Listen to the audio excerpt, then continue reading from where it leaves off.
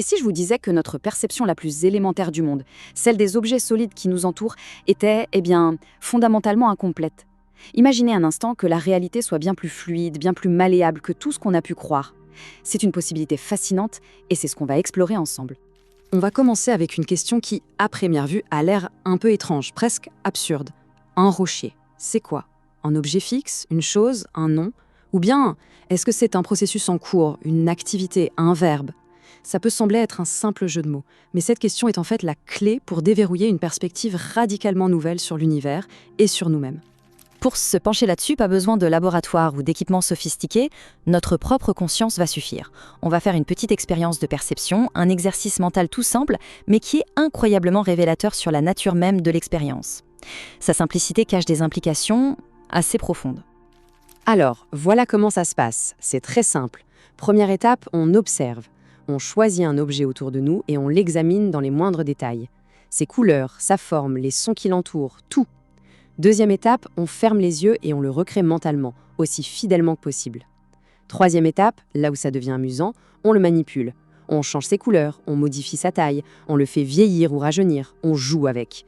Et enfin, quatrième étape, on le fait disparaître. Pouf! On le dissout complètement jusqu'à ce qu'il ne reste plus qu'un espace vide, sans forme. Ok, maintenant, la question cruciale, la plus importante de toutes.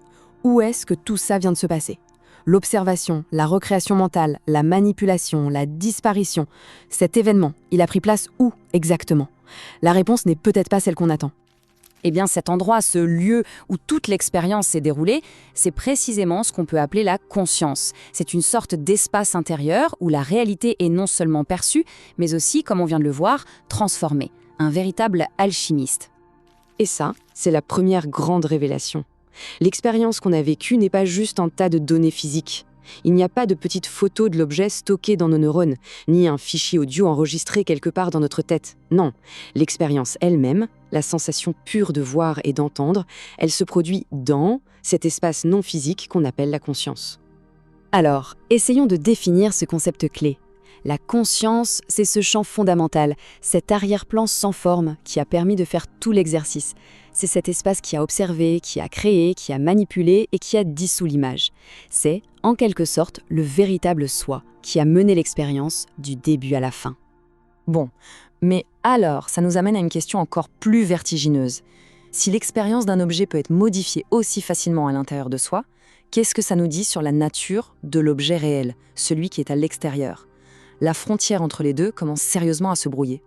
Et cette prise de conscience nous conduit tout droit vers une idée assez radicale. La réalité n'est pas une collection de choses statiques, d'objets fixes. C'est un flux constant, un ensemble d'activités et de processus. Autrement dit, le monde ne serait pas un ensemble de noms, mais plutôt une série de verbes.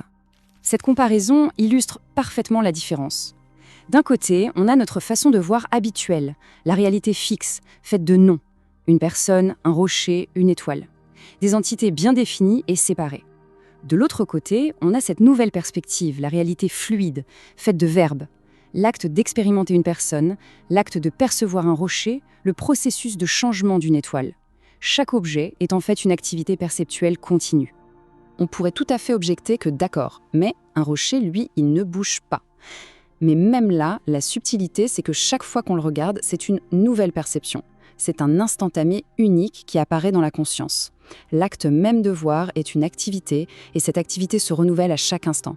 Rien n'est jamais vraiment statique, c'est toujours une nouvelle expérience. Maintenant, accrochez-vous bien, on va faire une sorte de zoom arrière cosmique.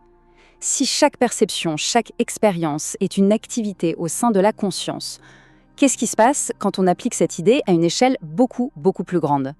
La première étape de ce zoom arrière, c'est de réaliser que la séparation qu'on perçoit entre les choses, entre soi et le monde, est peut-être une illusion.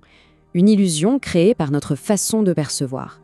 Si tout est une activité qui se déroule dans le même espace de la conscience, alors rien n'est fondamentalement séparé. Voilà le point crucial. Si tout est perçu au sein de la conscience, alors tout ce qui est perçu n'est qu'une modulation, une expression modifiée de cette même conscience. L'observateur et la chose observée sont au fond faits de la même étoffe. Et ça s'applique même à l'objet qui nous est le plus intime, notre propre corps. L'expérience du corps, Les sensations, la vue, le toucher, est aussi une activité qui se déroule au sein de cette conscience. Le corps n'est pas ce que l'on est, c'est quelque chose qui se produit en soi. Et maintenant, le zoom arrière complet. Si notre corps est une activité en nous, alors par extension, chaque personne, chaque rocher, chaque étoile, l'univers entier, tout cela ne sont que des modulations, des fluctuations, des vagues dans l'océan de cette unique et même conscience. Ce soi sans forme, cette conscience universelle, devient alors l'alchimiste suprême. C'est l'esprit divin, si on veut, au sein duquel l'intégralité du cosmos existe, un peu comme un rêve scintillant. Et les individus et tout ce qu'ils perçoivent sont les images de ce rêve. Alors, la question qui se pose, c'est « Et alors ? Concrètement, qu'est-ce qu'on fait de cette vision du monde ? Comment est-ce que ça change notre façon de vivre, de ressentir, d'interagir avec les autres ?» Eh bien, ça mène à une conclusion émotionnelle très, très puissante. La question devient soudainement très pratique. Si la personne en face de nous, l'animal qu'on croise, l'arbre qu'on touche, sont tous des expressions de la même conscience que soi, comment devrait-on se comporter avec eux ? Comment devrait-on les traiter ?